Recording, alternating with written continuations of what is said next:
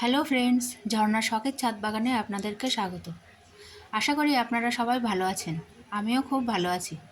আজকে জামাই ষষ্ঠী, সেই জন্য আমি সকাল সকাল সংসারের সমস্ত কাজ গুছিয়ে রেডি হয়ে নিয়েছি বাপের বাড়ি যাওয়ার জন্য।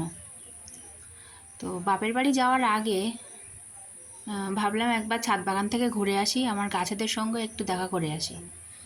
কারণ আমার বাড়ির ছাদ বাগানের গাছেদের বন্ধু বলতেই আমিই আছি, আর আমার বন্ধু হলেন আপনারা। তাই আপনাদের সঙ্গে একটু শেয়ার করছি। আমি বাপের বাড়ি যাচ্ছি দুদিনের জন্য, আর গাছেদের আমি যা দেখে যাচ্ছি, দুদিন পরে এসে আশা করি গাছেদের একটু পরিবর্তন দেখব। আমরা হলাম 3 বোন। বাপের বাড়ি জামাই ষষ্ঠীতে একটা আনন্দই আলাদা। এখানে দুটো জামাই উপস্থিত, কিন্তু একটা জামাই এখনও আসেনি। আর এই দেখুন চলে এসেছে আমাদের বড় জামাইবাবু। বড় জামাইবাবুর জন্যই সবাই অপেক্ষা করছে বসে। তো এখন 3 জামাই একসঙ্গে হয়ে গেল। এবার আমার মা বাটা দিচ্ছে 3 জনকে।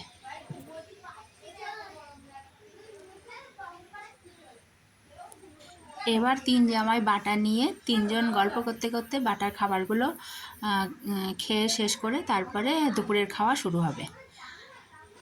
আর এদিকে দেখুন আমার মার সবজির বাগান। এই ছাগলের উপদ্রব থেকে বাঁচার জন্য চারিদিকে কাপড় টানিয়ে দিয়েছে। আর এই বাগানের মধ্যে আছে বেগুন গাছ, লঙ্কা গাছ, ঢ্যাঁড়স গাছ, সব রকম আছে। আর এই 4টে বেগুন হয়েছে গাছে, তো আমি বেগুনগুলোও তুলে নিলাম। আমার বাপের বাড়ির উঠোনে একটা খুব বড় লেবু গাছ আছে, বাতাবি লেবু গাছ। প্রচুর লেবু হয়, প্রতি বছর হয়, এবছরও হয়েছে। অন্তত 400-500 লেবু হবে, এত বড় গাছ। তো ছবিটা ঠিক একটা পরিষ্কার আসছে না, আপনাদেরকে ঠিক করে আমি দেখাতে পারছি না, কারণ দুপুরবেলা ভিডিওটা করছি তো সূর্যের আলো পড়ছে মোবাইলের ওপরে, ওই জন্যে পুরো অন্ধকার দেখাচ্ছে গাছটা। কিন্তু প্রচুর লেবু আছে। মাঝে মাঝে একটু পরিষ্কার হচ্ছে, আবার মাঝে মাঝে আবার কালো হয়ে যাচ্ছে ভিডিওটা। তো যাই হোক, আপনারা একটু কষ্ট করে দেখে নেবেন।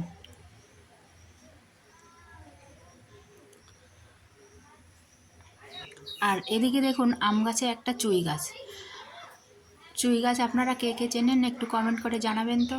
দেখুন এই চুইয়ের ডাঁটা খেলে সর্দি কাশির উপকার হয়। দেখুন কি মোটা মোটা চুই গাছ।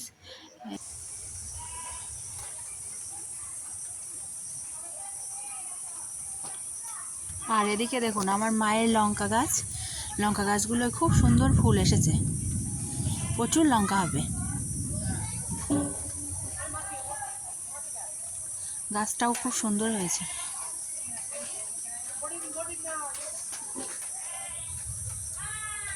আর এই একটা কত সুন্দর ফুল, এটা যে কি ফুল এর আমি নামটা ঠিক জানি না। আপনারা যদি কেউ জানেন তাহলে একটু কমেন্ট করে আমাকে জানাবেন তো।